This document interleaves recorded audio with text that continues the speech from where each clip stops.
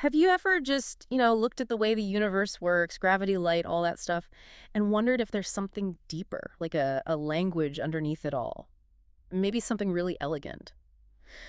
Well, today on the deep dive, that's exactly what we're getting into. Yeah, our mission, if you will, is to explore Roger Penrose's incredible book, The Road to Reality, and specifically, his really profound idea about mathematics. Which is, Well, the idea that math isn't just a tool we humans came up with to describe things, it might actually be the foundation of the cosmos, mm, part of reality itself. right. So what we want to do is connect those sometimes abstract ideas to the physical world, hopefully giving you some real aha moments that quickly help you understand the universe a bit better. Exactly. Sort of a shortcut to getting your head around how things really work. Okay, let's dive in. Penrose starts off pretty strongly, doesn't he? Saying you can't truly grasp the laws of physics without really engaging with the math. That's right.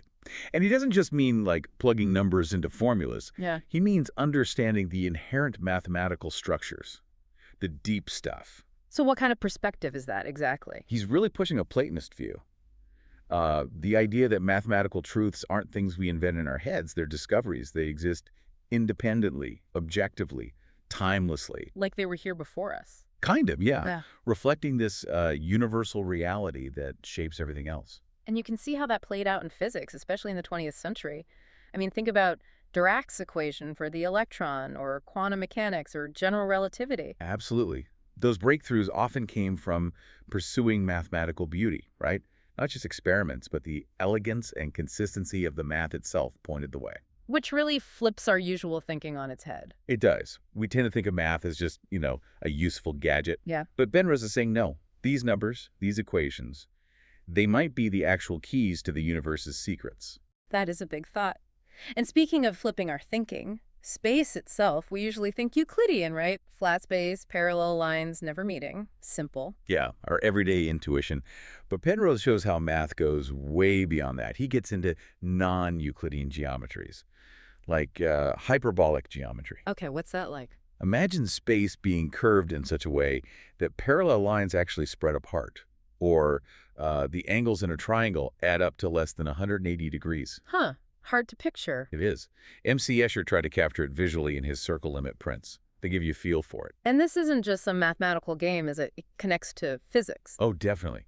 Think about Einstein's general relativity. That's the key. It uses non-Euclidean geometry to describe how space-time itself curves because of mass and energy. Which is what we experience as gravity. Exactly. So these Yeah. abstract geometries, they're describing something very real, very physical. So exploring these different possible shapes for space, it just completely changes the picture. It really does.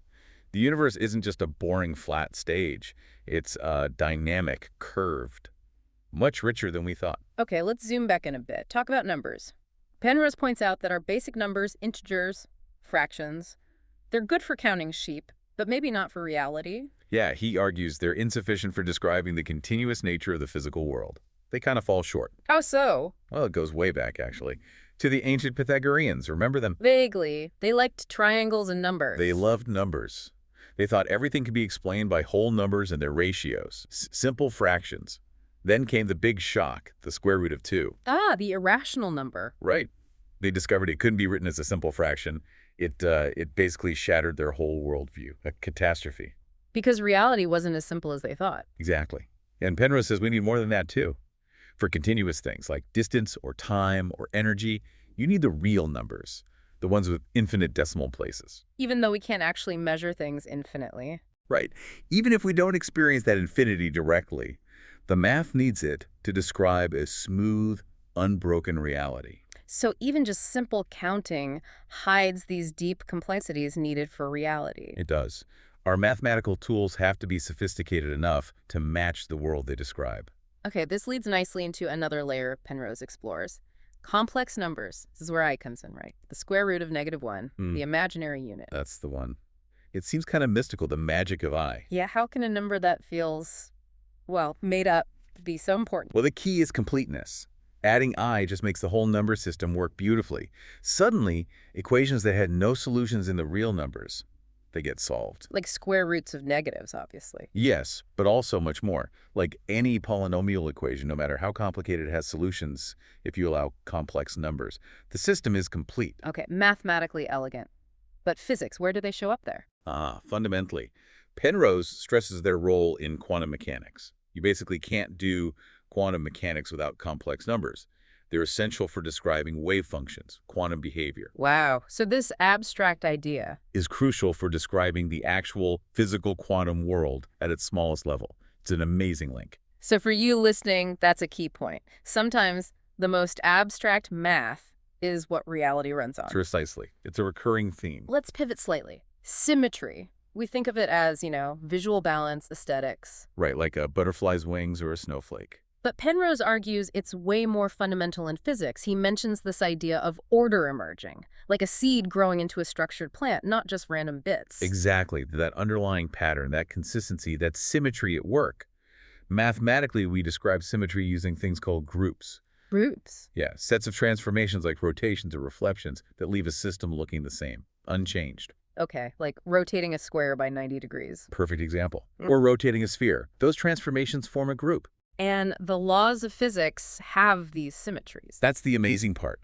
The laws themselves often stay the same under certain changes. And when a law has a symmetry, it leads directly to a conservation law. Like conservation of energy.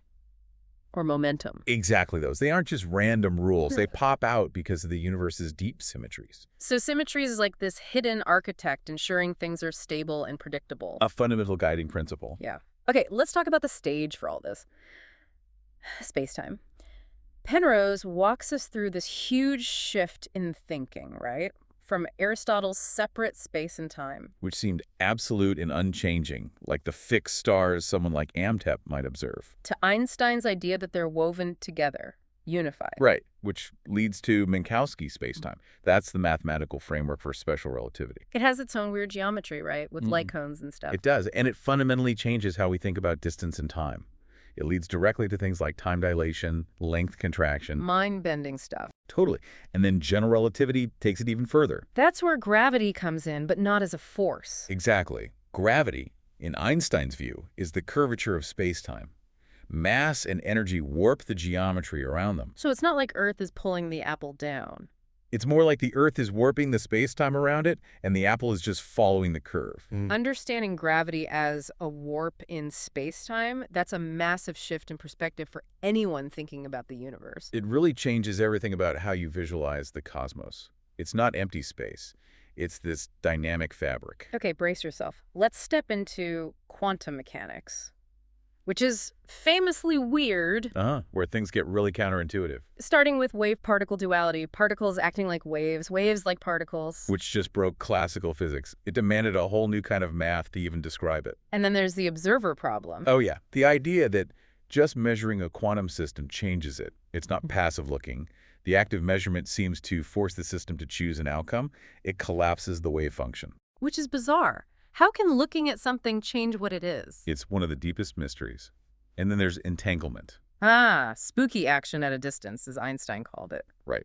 Two particles linked, instantly affecting each other no matter how far apart. It seems to violate our basic ideas about locality, cause and effect. So the big takeaway here for you is, well, the quantum world just doesn't play by our rules. Not at all.